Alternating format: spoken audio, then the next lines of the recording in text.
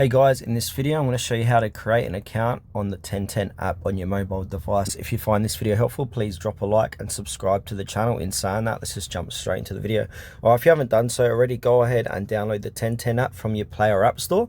Once you've done that, click into it, open it up, and then once you've done that, click on Let's Go, put in your age, continue. And then you got a couple of options here. So you can sign in with Google, sign in with TikTok, or use your email instead. For this demonstration, I'm going to sign in with Google because it's just much easier for me. So I'm going to choose Tutorial Wiz. And now I'm going to agree and share. And then from there, you can add a profile picture. So click on Add Profile Picture. So I'm in my downloads. I'm just going to use a random one here. Add as profile picture, add your name, like so, and then click next.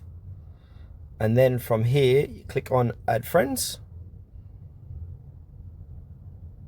All right, so before you need to accept, so your friends can hear when you talk, click on allow while using the app, and then turn notifications on as well.